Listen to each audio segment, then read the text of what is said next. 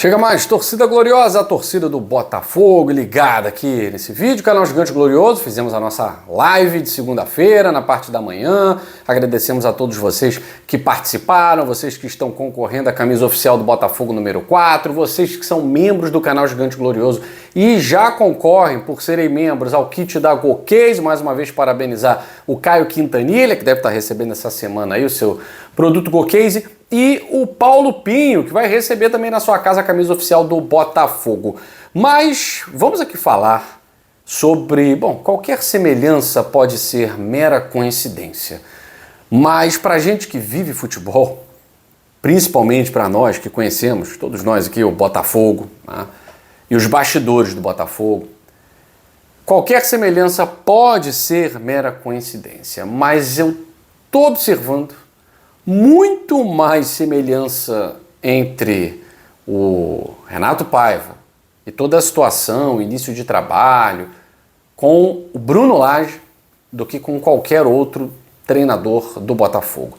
E é claro que isso me preocupa muito, Não pelos resultados, é claro que perder para o Red Bull Bragantino desabona o trabalho do Botafogo, de certa forma tira um pouco da confiança da torcida, irrita porque é um time de parte de baixo da tabela, mas são 5 jogos até o momento, né? Não vou nem contar o amistoso contra o Novo Horizontino, são 5 jogos até o momento. O Botafogo tem 2 derrotas, 2 vitórias e 1 empate. O rendimento não é positivo, o rendimento não agrada, o rendimento não é evolutivo. E, de certa forma, há uma teimosia, há uma insistência num tipo de jogo que não funciona. Exatamente como foi o trabalho do Bruno Lage. O final das contas, né, do trabalho do Bruno Lage, eu acho que não vai acontecer isso com o Renato Paiva, que o Bruno Lage simplesmente correu da raia. O Bruno Lage simplesmente fez como naquele filme Tropa de Elite, pediu para sair, não aguentou a pressão. Não acho que isso vai acontecer com o Renato Paiva, até porque o Bruno Lage queria ficar 6 meses aqui no máximo, depois queria ir embora, diz que o John Textor prometeu que ele ia dirigir um clube, então imagina, né? Colocar um treinador que corre da raia, você quer que ele corra do grupo, longe do grupo, né? O Renato Paiva não me parece ser um treinador que vai correr da responsabilidade, mas insistir com determinadas situações de jogo pode causar um desgaste com alguns líderes do elenco. O Bruno Lage, com pouco tempo de Botafogo, ele se desgastou com um dos líderes do elenco. E ele se desgastou com uma figura, especificamente, que teve contusão, foi o Tiquinho Soares. E, de certa forma, quis bancar o Diego Costa. Bancar o Diego Costa não é o problema. O problema é, o que a gente sabe, né, de bastidores, é você perder os líderes do elenco. O Bruno Lage, de certa forma, ele perdeu os líderes do elenco porque ele queria estabelecer uma nova liderança. Isso não ia acontecer, né? O Renato Paiva, a gente tem falado aí, o Alex Telles saindo emburrado, o Marlon Freitas também sai e não gosta. O jogador que sai e gosta, gente, aí tem um problema com ele, né? Porque quem sai de um jogo e curte, a não ser que peça para sair, esteja machucado, muito cansado, ou realmente entenda que a situação é uma situação de jogo, o time está ganhando. Agora, você é mal, o time é mal, o jogador acha que pode ajudar. O bom jogador sempre vai achar que pode ajudar. Então, no dia que Alex Telles sair para a entrada do Cuiabano e sair sorrindo, ele quer jogar. Tudo bem, até aí eu entendo, né? O Marlon Freitas não querer sair para a entrada do Patrick de Paula ou de qualquer outro jogador. O jogador que quer jogar, o jogador que tem fome, eu sempre vejo com bons olhos, né? A questão é quando essa fome passa a ser um desrespeito ao treinador, e eu não vi isso, tá? Não vi isso. Acho que situações de jogo não podem ser confundidas com perder o grupo, tá? Não tem nada disso, Só que eu acho que o Renato Paiva, ele também precisa rever algumas coisas da sua postura. O fato de ser o treinador não o coloca acima do elenco em todos os sentidos. Primeiro que ele sabe muito bem que qualquer problema manda o treinador embora, não vai mandar o elenco embora. É o treinador que dança. Então a cabeça dele sempre estará a prêmio. E quando os resultados não acontecem, você precisa mudar alguma coisa na sua forma de jogar. Eu não acho que o Botafogo vai com o elenco que tem nessa primeira parte da temporada, porque o meia prometido não veio.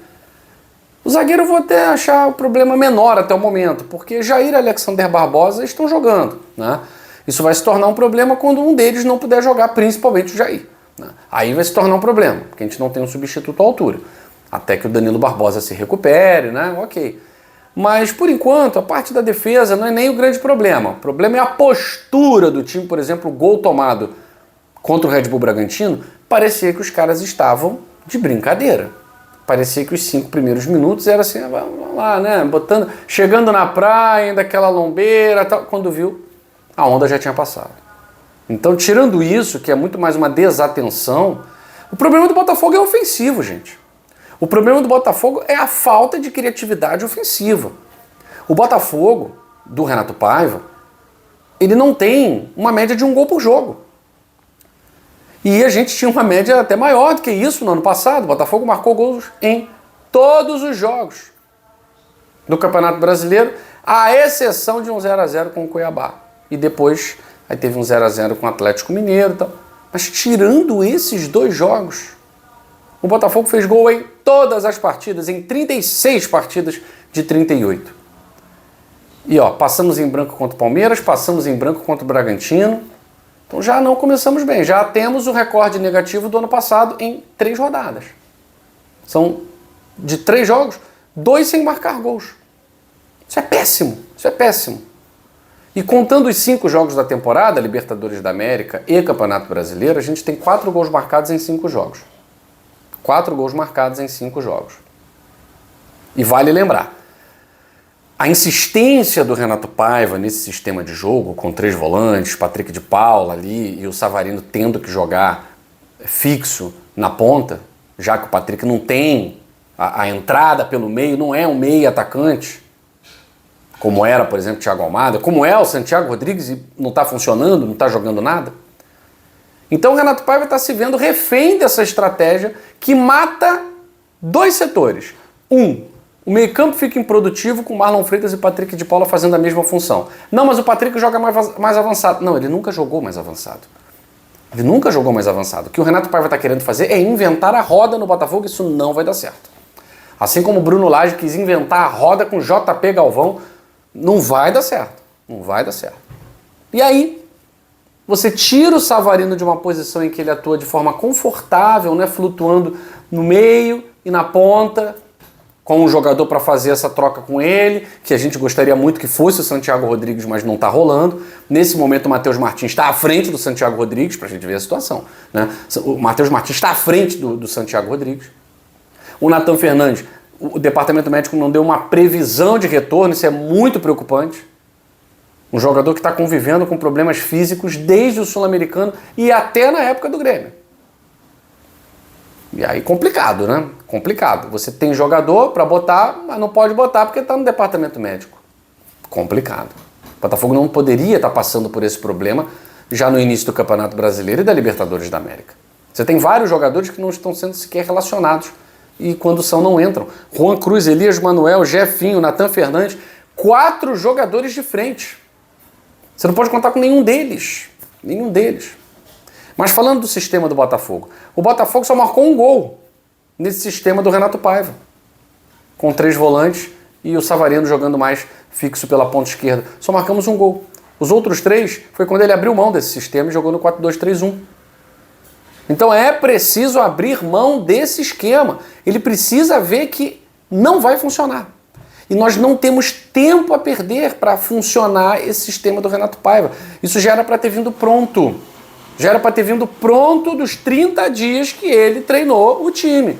Não veio pronto. Então, meu caro, vamos mudar essa estratégia enquanto é tempo, vamos olhar o que o Botafogo tem no seu elenco, vamos tentar potencializar o que dá certo no Botafogo, que é o Savarino jogando, flutuando como meio atacante e pela esquerda e até mesmo pela direita. O Savarino precisa ter essa liberdade. Foi assim que ele funcionou em 2024. Somente assim ele vai funcionar em 2025.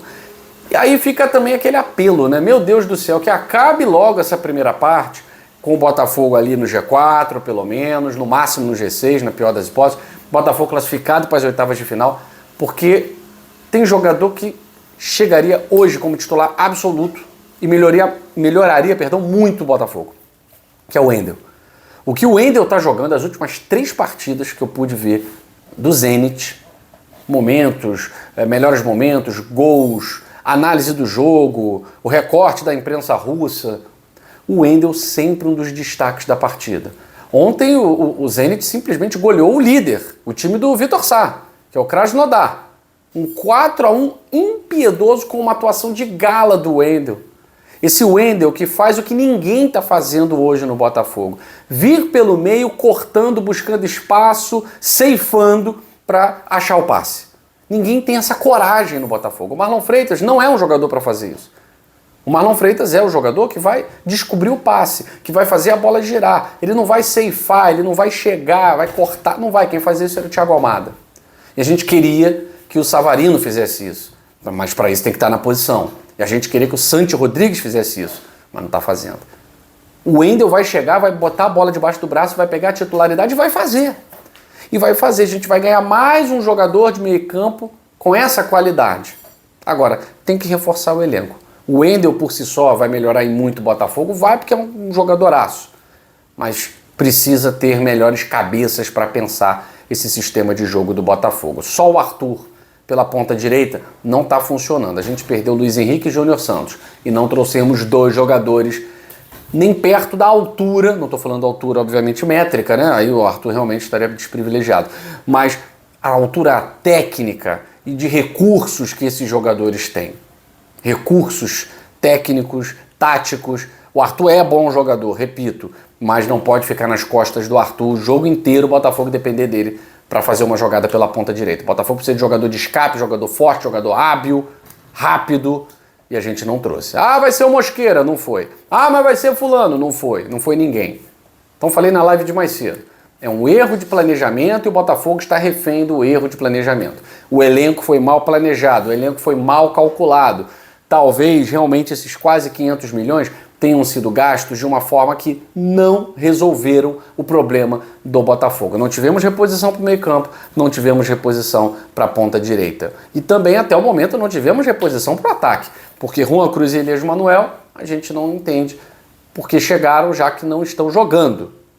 E o Mastriani talvez demore um pouco mais para recuperar o ritmo de jogo que ele tinha no Atlético Paranaense no ano passado, no América Mineiro, enfim. Vamos ver, essa versão do Botafogo nos preocupa, mas ainda há tempo. Quarta-feira tem jogo, São Paulo também não está bem, vai ser um jogo de 2 equipes que estão aí tentando se encontrar, então a gente vai partir para a vitória e é claro, vamos acompanhar o dia a dia do Botafogo e trazer mais informações para vocês no próximo Plantão Glorioso aqui no canal Gigante Glorioso. Sempre aqui será e é Botafogo. Valeu!